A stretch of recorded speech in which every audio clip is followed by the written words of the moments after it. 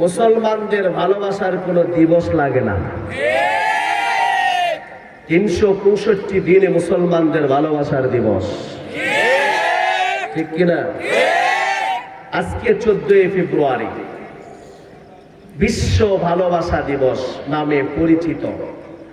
পুরো একটা বাটপারি আর চিটারি ছাড়া কিছু নয়। বিশ্ব ভালোবাসা দিবস যদি হতো তাহলে ওয়ার্ল্ড লাভ ডে হতো, ঠিক কিনা?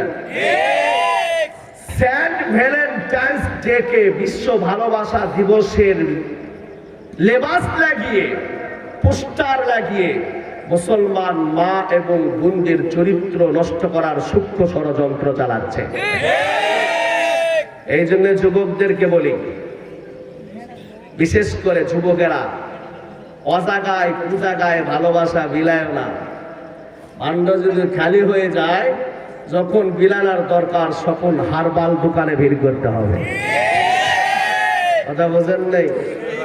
বিয়ের আগে যদি অজাগায় কুজাগায় ভালোবাসা বিলাইতে থাকেন, যেই সময় আপনার দরকার আছে ওই সময় হারবাল খুঁজবেন, তখন কাম হবে না। এই জন্য সাবধান হয়ে যাও, অজাগায় কুজাগায় সবসময় ভালোবাসা বিলায়ও। মেয়েদের বাবা অথবা বড় ভাই অথবা ভাই চাচু যারা এখানে এসেছেন, আপনাদেরকেও আমি অনুরোধ করব, অন্তত এই দিন আপনার বাড়ির মেয়েদেরকে বের হতে দিবেন না। বিভিন্ন জায়গায় অজিনিস কুজিনিস খাবে, কিছুদিন পরে বদহজম হয়ে বমি করা শুরু করবে। এই জন্য আপনার দায়িত্ব এবং কর্তব্য হচ্ছে এই দিনে আপনার মেয়ে আপনার বোনকে বাড়িতে রেখে তাদেরকে মনিটরিং করা। এদেরকে বাইরে কোনো ছলে বলে কৌশলে বের হতে দিবেন না। এটা একটা চক্রান্ত, মুসলমানদের সুন্দর সমাজকে ধ্বংস করা সূক্ষ্ম একটা ষড়যন্ত্র ইহুদি খ্রিস্টানরা চালাচ্ছে। ভ্যালেন্টাইন্স একটা ফাদারের নাম, স্যান্ড একটা ফাদারের নাম। খ্রিস্টানদের একটা ফাদার চার্চে থাকতো, গির্জায় থাকতো। ওই এলাকার যুবক যুবতী যারা আছেন, এই ভ্যালেন্টাইন তাদেরকে কুকর্ম করার জন্য গির্জাতে জায়গা দিত। তাদের মা বাবা যখন বিষয়টা জানতে পারলো, গণপিটুনিতে 14 ফেব্রুয়ারি তাকে হত্যা করে ফেলেছিল। এই যারা অকাম কুকাম করেছে, এরা তো আর করতে পারতেছে না। এটা একটা ছলে বলে কৌশলে যেন করা যায়, একটা দিবস যেন পালন করা যায়, এই জন্যে তাদের যে নেতা ছিল, স্যান্ড ছিল, চার্চের যিনি ফাদার ছিল, ওনার মৃত্যু বার্ষিকী পালন করতে লাগলো এই 14 ফেব্রুয়ারি। দয়াল বাবার, অনেক বাবার উরস হয় না, মা বাবা মারা গেলে ওনাদের বার্ষিক মিলাদ মাহফিল হয় না। এটা তাদের বিষয়, আমি তাদের এখানে কোনো হস্তক্ষেপ করতে চাচ্ছি না। খ্রিস্টানদের বিষয় এটা, ওদের যা চার্চের ফাদার মারা গেছে ওরা ওই দিন অনুষ্ঠান করবে, এটা ওদের সাবজেক্ট। কিন্তু ভালোবাসা দিবসের নাম দিয়ে মুসলমানদের ঘরে এগুলো চালু করে দিয়েছে। মানে ওরা যেই রকম কুমারী মা হয়, বিয়ের আগে যেমন মা হয়, মুসলমানের সন্তানরাও যেন বিয়ের আগে মা হতে পারে, একটা চক্রান্ত। গভীরে যাইতে হবে। কিন্তু বাংলাদেশের উলামায়ে কেরাম আঙ্গুল চুষে না, এরা অনেক ট্যালেন্ট। তুমি যেটা খাওয়াইবে সেটাই উলামায়ে কেরাম খাবে না, এদের চোখের পাওয়ার অনেক তীক্ষ্ণ। কিছুদিন আগে 31st নাইট গেল, এটাও হিন্দুদের কাছ থেকে আবিষ্কার করা। জানেন আপনি ইতিহাস? এই গুগল যারা আছে, গুগল ইন্টারনেট যারা চালাও, JANUS জানুস নামে সার্চ দিবা, দেখবা 2 মাথাওয়ালা একটা মূর্তি বেরোবে। 2 মাথা আছে মূর্তি, 2টা মুখ। এরা ওই মূর্তিকে ভাগ্য দেবতা বলবে, জানুস মূর্তিকে এরা ভাগ্য দেবতা বলে।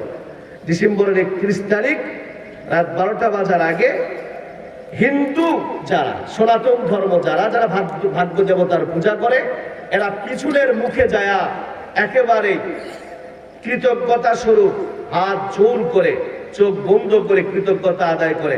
পিছনের মুখ মানে পিছনের বছর, মানে অনেক ভালো ছিলাম আপনার কাছে কৃতজ্ঞতা আদায় করতেছি। যখন ঢং করে 12টার ঘন্টা বাজে, তখন সামনের মুখে এসে ফটকা ফুটে আর লাসালাসি শুরু করে, খুশি করে যাতে করে আগামী বছরটাও আমরা ভালোভাবে কাটতে পারি। এটা হিন্দুদের ব্যাপার। মুসলমানের ছেলে, মুসলমানের মেয়ে এবং রাষ্ট্রীয়ভাবে এগুলো সুন্দরভাবে বিভিন্ন প্রতিষ্ঠানে পালন করার একটা সিস্টেম চালু করে দিয়েছে, মানে আমাদেরকে হিন্দুদের সাথে জাহান্নামে পাঠানোর চক্রান্ত। আর একটা আসতেছে, বয়লা বইছে, কত শুনবেন? এমনিতেই তো আমরা আপসেট হয়ে আছি, মর্মাহত। আজকে আমার মেয়েকে, সেবিনের মেয়েকে, ছেলেকে, ভাইকে, বোনকে এরা ট্রান্সজেন্ডার বানাইতেছে। এমনিতে আমরা এই বিষয়টা নিয়ে অত্যন্ত মর্মাহত। লেখালেখি আন্দোলন, কথা বলা ইনশাআল্লাহ চলতেছে, বোর্ডও তৈরি হয়ে গেছে, এগুলো মুছে ফেলবে ইনশাআল্লাহ, আমরা আশাবাদী সরকারের কাছে। গত বছর ডারউইন মানুষ নাকি বানর থেকে তৈরি, 17 কোটি মুসলমান যখন একবারে হুঙ্কার দিয়েছে, শয়তানেরা বই থেকে এটা মুছে ফেলতে বাধ্য হয়েছে, ঠিক কিনা? ট্রান্সজেন্ডারও মুছে ফেলবে। এরা সমকামিতা বৈধ করার চেষ্টা করতেছে। কত বড় বাটপার!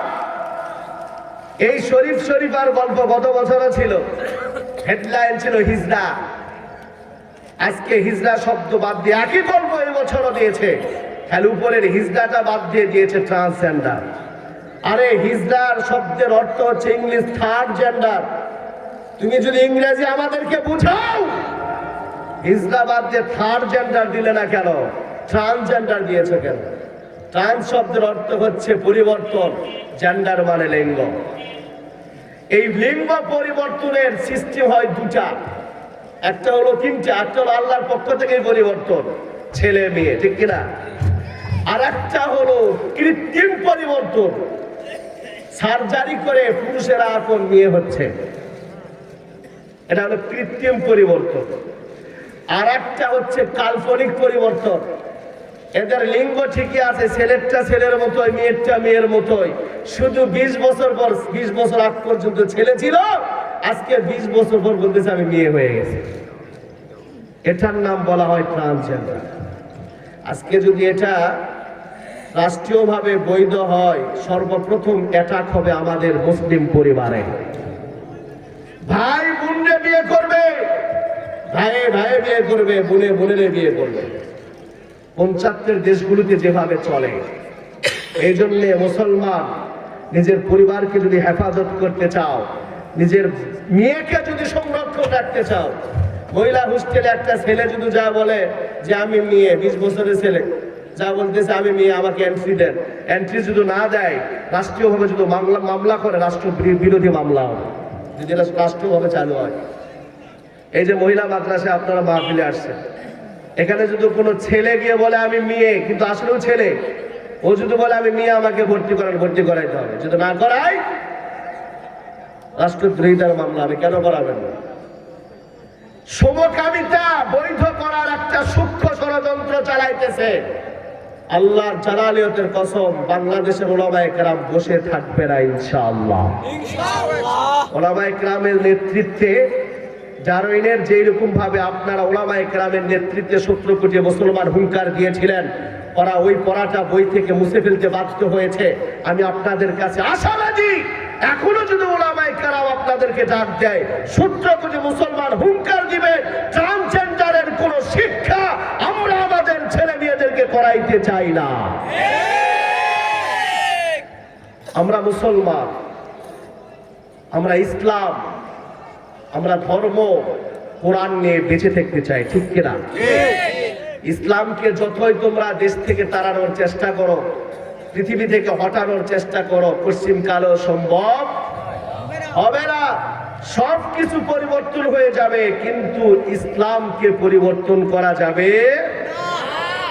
বাংলাদেশের সব মানুষের নাম বদলাতে পারে, বইয়ের পাতায় স্বাধীনতা সংগ্রাম বদলাতে পারে, বঙ্গোপসাগরের সব পানি যেতে পারে শুকিয়েও, গোটা রাজধানী গিলে নিতে পারে বুড়িগঙ্গার ঢেউ, সুন্দরবন কেটে হতে পারে ইটের ভাটার লাকড়ি, শিল্পপতিরা দেউলিয়া হয়ে খুঁজতে পারে চাকরি, চোরগুন্ডারা পেয়ে যেতে পারে মন্ত্রীর মর্যাদা, আইনের ফাঁকে কালো টাকা হয়ে যেতে পারে সাদা। অনেকেই বলে এদেশ নাকি হুজুগে জাতির দেশ, দফায় দফায় বদলায় তার রংঢং পরিবেশ, তাই বলে তো ইসলাম এদেশে হুজুগে হবে না শেষ, হুজুগে হবে না শেষ। ইসলাম এ মাটির পরতে পরতে জনপদে ঘরে ঘরে, ইসলাম এ জাতির 90% মানুষের অন্তরে, ইসলাম নিয়ে চিনিমিনি খেলে এমন শক্তি নেই, আর কিছু থাক না থাক এদেশে ইসলাম থাকবেই, ঠিক কিনা? সবকিছু বদলে যাক এদেশে ইসলাম থাকবেই, আর কিছু থাক না থাক এদেশে ইসলাম থাকবেই, সবকিছু বদলে যাক এদেশে ইসলাম থাকবেই। আওয়ামী লীগের নেতা কর্মীরা সব বিএমপি হতে পারে, অবাক হব না বিএমপি যদি নৌকায় সিল মারে, রাজপথ থেকে মুছে যেতে পারে গণতন্ত্রের দাবি, শোষকের হাতে চলে যেতে পারে ক্ষমতার তালা চাবি, স্বার্থের হাত নাড়তেও পারে আইনের কলকাঠি, আবার রক্তে লাল হতে পারে আমার দেশের মাটি, লাইফের সাথে হতে পারে ফের মির্জাফরের সন্ধি, বিদ্রোহী কবি হতে পারে ফের লৌহ কপাট বন্দি। এই বীরদের মাটি পীরদের ঘাটি শহীদের বাংলায়, জনতার ভোটে কিংবা ভোট লুটে যেই যাক ক্ষমতায়, ইস্তেনাবুদ হয়ে যাবে যদি ইসলাম ভুলে যায়, ইসলাম ভুলে যায়। ইসলাম এ মাটির পরতে পরতে জনপদে ঘরে ঘরে, ইসলাম এ জাতির 90% মানুষের অন্তরে, ইসলাম নিয়ে ছিনিমিনি খেলে এমন শক্তি নেই, আর কিছু থাক না থাক এদেশে ইসলাম থাকবেই, আর কিছু থাক না থাক এদেশে ইসলাম সম্মান।